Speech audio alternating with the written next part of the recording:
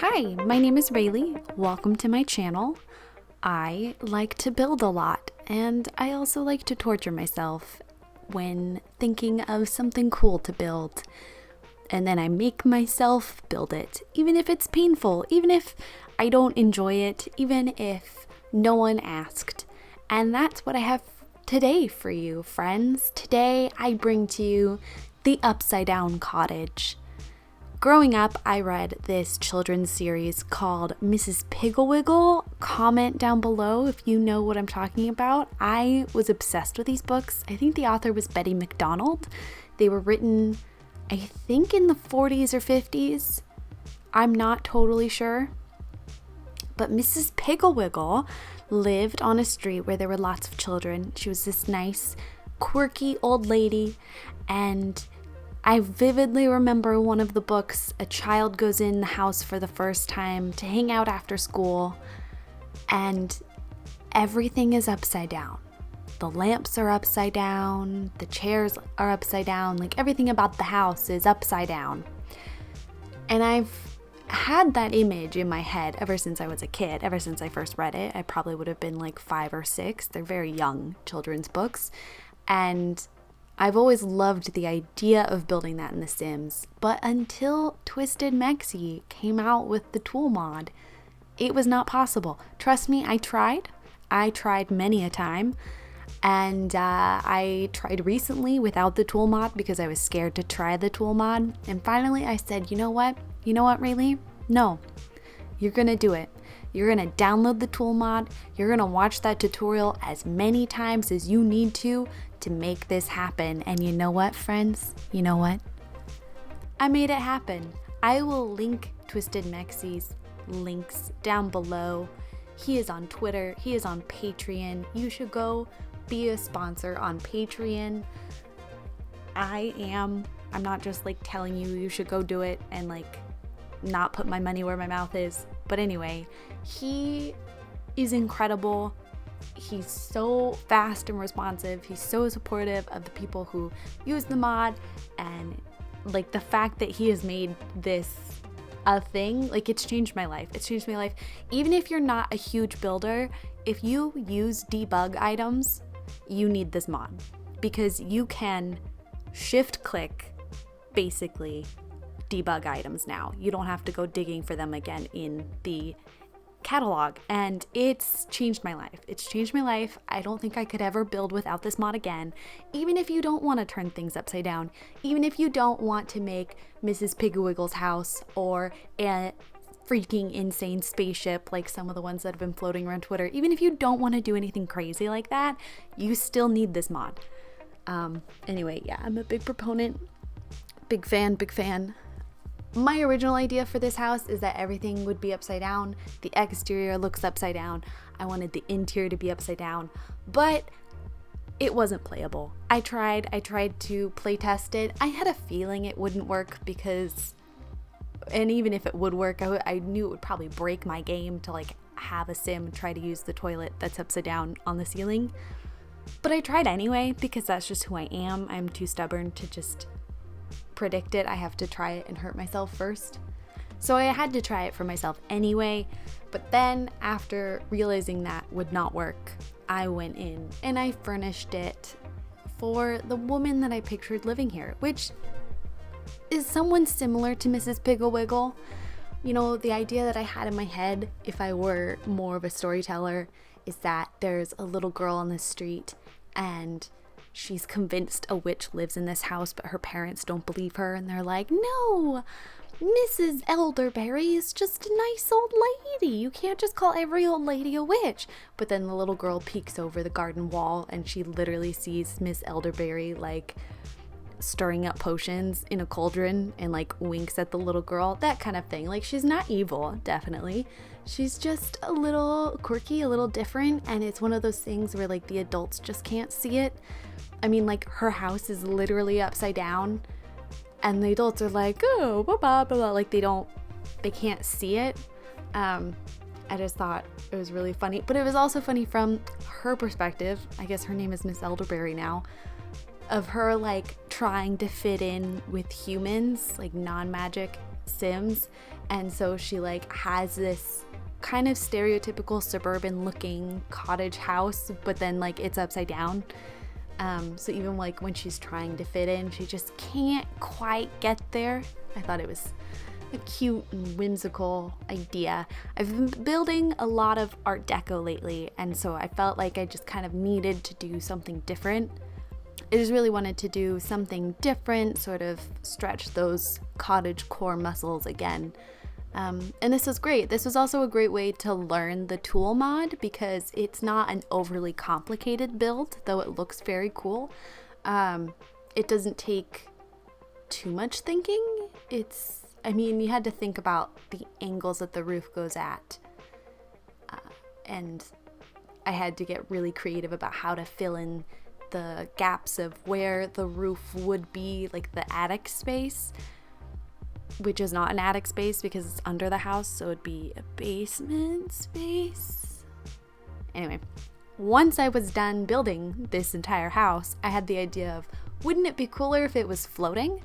And I spent like 2 hours trying to move and relocate the house so that it could be floating just a couple inches off the ground, and I couldn't do it. So I'll probably try again on a different lot.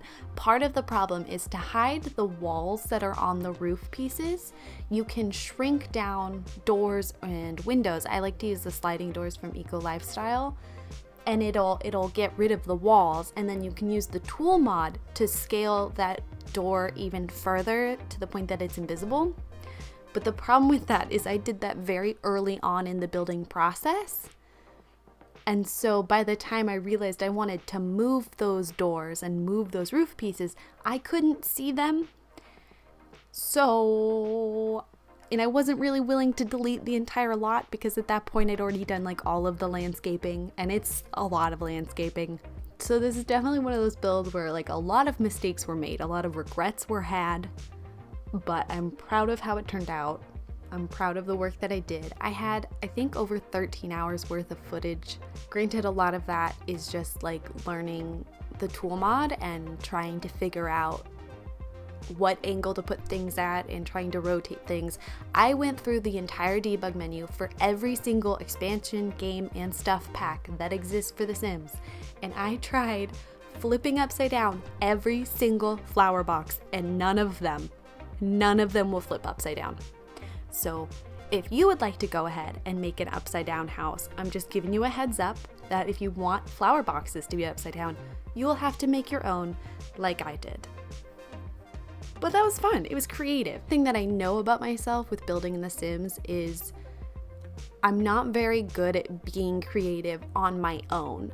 I build from reference pictures almost all the time until I pick up enough trends of that style that I feel confident using no reference images, but I tend to challenge myself by finding an image that I really like and then pushing myself to recreate it in The Sims. That's what I find really enjoyable. It feels like a puzzle.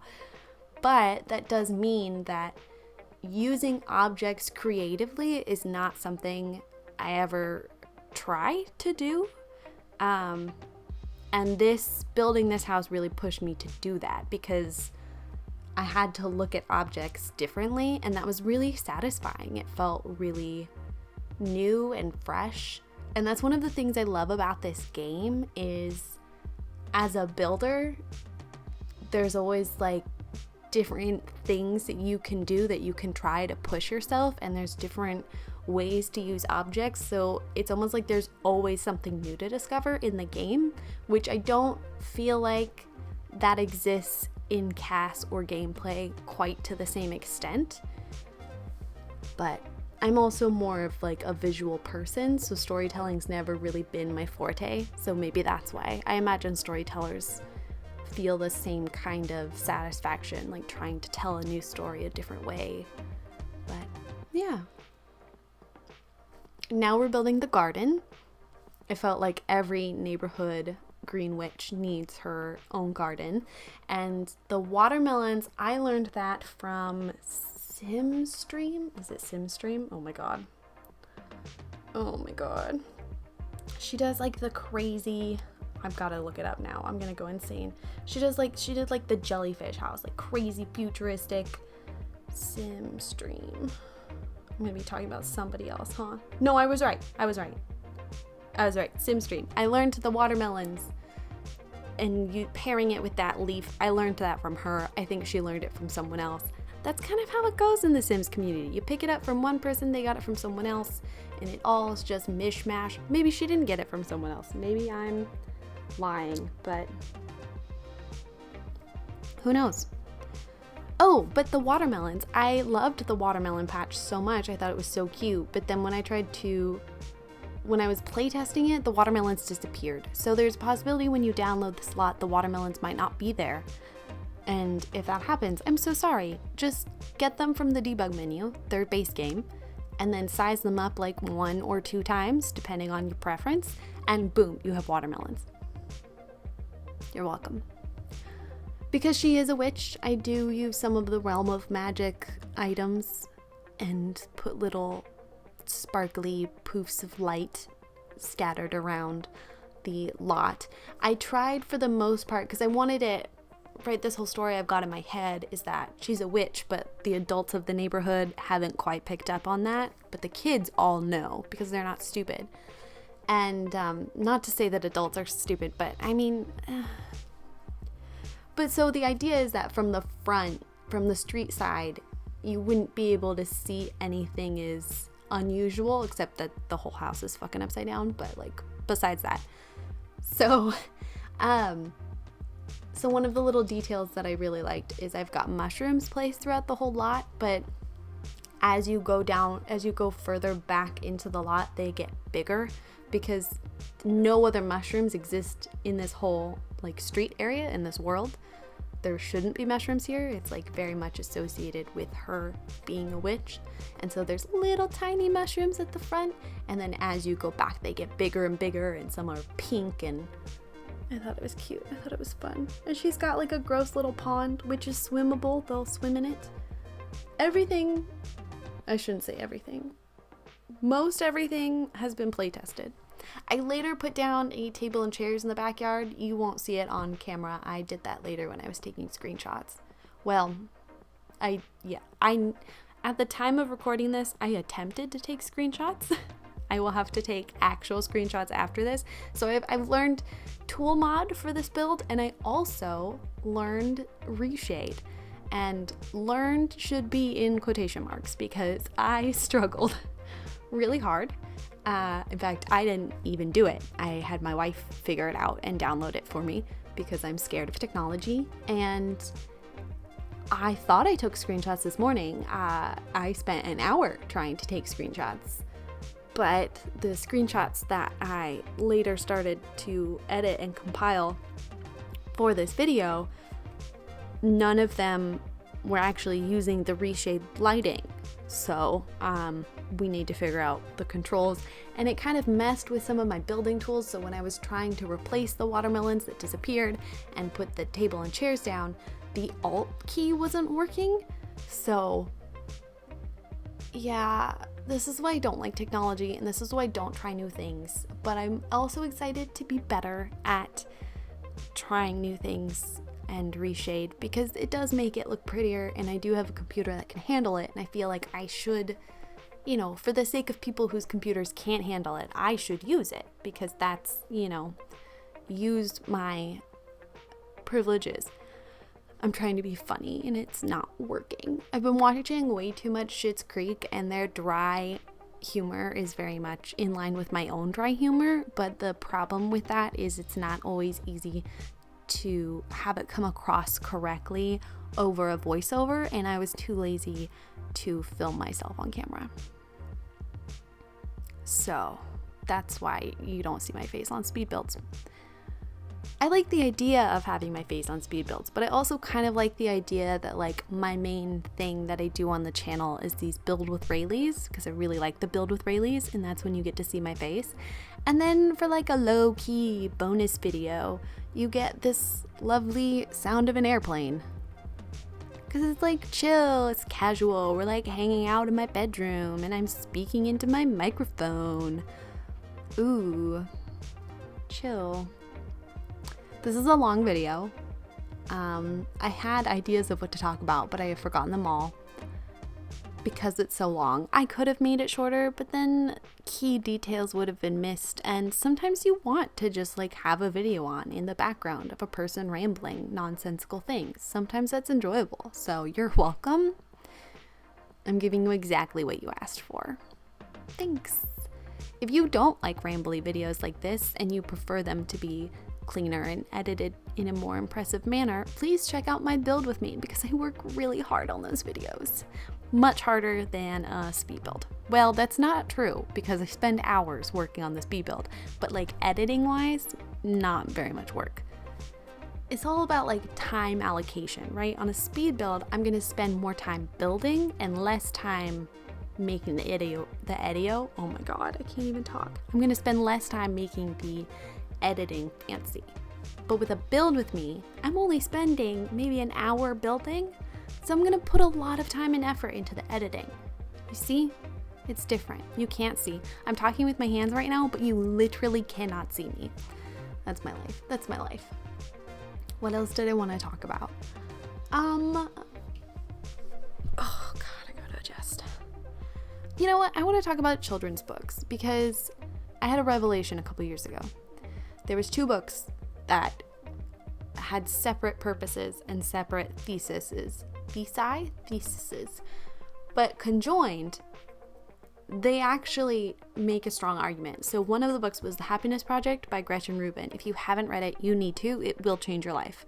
The other book was one of the Mindy Kaling books. I don't remember which one it was. I think it was her first one. She made a point of talking about how Mindy made a point about talking about how much she loved romance books and romance movies and romance stories, and like she just didn't give a flying fart about people talking down to her because she liked love. And the Gretchen Rubin book, she talked about how she liked children's books, and it just sort of like conjoined into my head.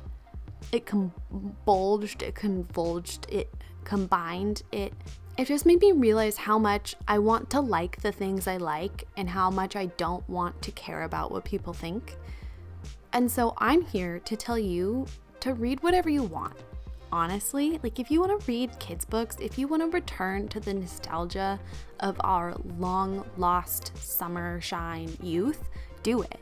Because why not? Like, what do you gain from not reading what you want? Nothing. I used to work at a bookstore, and oh my god, there was this regular that would come in and with his wife, and one of the days she put down a couple, I think they were like James Patterson books. And look, I'm not saying I'm a huge James Patterson fan. I'm honestly not. But the husband was so rude about it. He was like, these are hers, obviously. Like he was looking for validation for being a book snob. And I just like turned to her and immediately started talking up like the latest James Patterson book drama or whatever. And her face just lit up, and my heart hurt for her. Just let people like what they like. Reading pretentious literature doesn't make you better than anybody else. And if it makes you feel better than somebody else, you have some serious soul searching to do. I didn't mean for this to turn into like preachy Rayleigh, but it's just one thing that I'm incredibly passionate about. I don't care what you read, just read something. I don't care if you're reading magazines. I don't care if you're reading a newspaper. I don't care if you're reading Tolstoy. Like, I literally don't give a fuck, just read something. Because reading has been shown to make you more empathetic and compassionate. It makes you a better person, but it doesn't matter what you read. I mean, like, obviously don't read like propaganda literature. Like, obviously don't read things that tell you to be hateful or like encourage you to be pretentious, but maybe do read it, because if you're going to argue against something, you should know both sides of the argument. So you know what, actually I rescind that.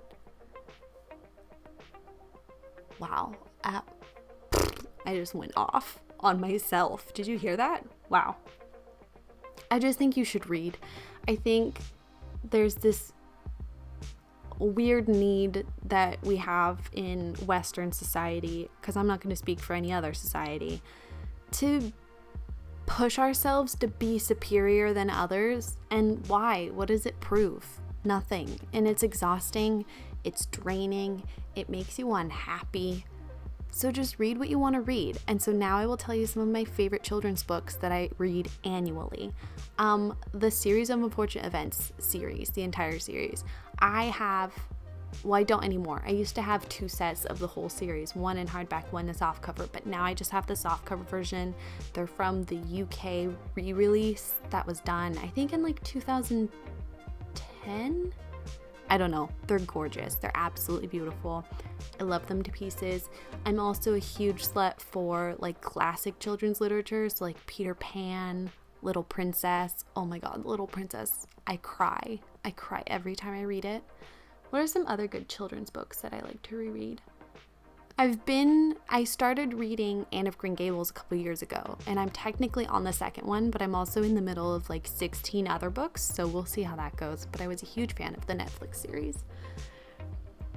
What other children's books do I read? Oh, Nancy Drew. Love a good Nancy Drew. Boxcar Children. Delicious. Love it.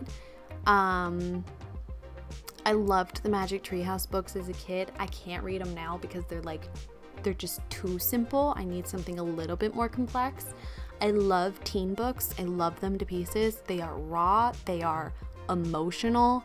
They are saturated with love and heartache, and it makes me feel things, and sometimes you want that. When I read quote-unquote grown-up books, I tend to read fantasy, or I like to read autobiographies. I'm an archaeology major, so I like to read archaeology books. Well, I sometimes like to read archaeology books. I like to read general public archaeology books, ones that are written to be easily digested. Even as an archaeologist, even as someone who has written pretentiously worded papers, I don't like them. Like, I did it for the grade, but I don't enjoy myself, and I don't enjoy reading it. And if I don't enjoy reading my own paper, why am I putting this much time into it? And I can't imagine professors enjoy reading it. So anyway, when I become a professor, I'm not going to make people do that. You're welcome. Sign up for my class. I love books. In 2017, I read 56 books. And in 2018, I managed to read 57. And then the year after that, my life kind of erupted, and I've lost that practice again. But it's just like a skill. I wrote a blog post about it once. I might link it in the description. I'll put a link down in the description if you're curious about my blog I used to write. But it's all about like how to find time to read. And I'm a huge believer that it's really just a skill that you have to exercise, that you have to practice. Like, if you want to have time for it and you're passionate about it, you will make time for it. I would read on the bus, I would read in lines, I would read in the car. I mean, obviously if you get car sick, that's not an option, but like, if you want it to happen, you will sacrifice other things to make it happen. And that's what I did for 2 years. And it was great because as a kid, I read so much. I was so proud of the fact that I read all 7 Harry Potter books in 5 days. I mean, I'm clearly still proud about it because I'm bragging about it now and I'm 25. But I used to read so much, and it breaks my heart that it takes so much effort from me now that it's not just like an effortless thing to fall into. But I also think that as a kid, reading for me was an escape from my not great living situation. And so it was really easy to just go escape and bury myself into a book. But now I live a pretty freaking great life. I have a wife and an apartment and a dog, and I get to work from home, and I'm studying what I'm passionate about, and I don't have significant debt. So like, why would I complain about my life if I can't? So I don't have anything to escape from, you know? So don't beat yourself up too bad if you haven't been reading, I guess, is my point. I don't know what my point was. God, I really go off sometimes. Talking to me as a person is just as confusing. God, I feel so bad for editing Rayleigh, who has to listen to this again. I build like how I talk. Like, I'll be focused on one thing, and then I'll get really excited about using this plate in the kitchen. And so I'll go over to the kitchen and then all of a sudden I'm building a kitchen. But like 2 seconds ago, I was making a watermelon garden. I talk very much the same way. I get excited. I blame it on being a Gemini, but it also could be the fact that I probably have ADHD. I don't know. I haven't been tested for that. I'm being tested for other things. I'll let you know. I'll keep you updated. We're finishing up the Build With Me project, the Art Deco Firehouse. We're wrapping this up this Sunday.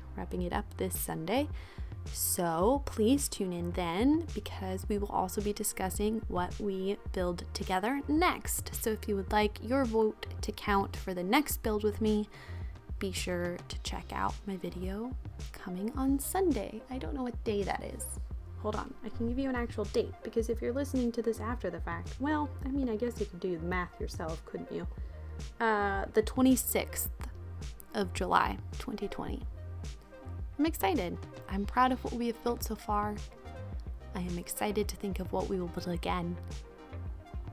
I don't think there was anything else I wanted to talk about. We're reaching the end. This was quite a wild ride of a voiceover, so thanks if you stayed this long. Please subscribe, because it turns out 50% of my views are from people who are not subscribed to me, and that would be killer if you could just like hit the red button. Means nothing to you, really. You don't even have to turn notifications on, so it doesn't even like notify you, but it means a lot to me because society has told me to care about numbers.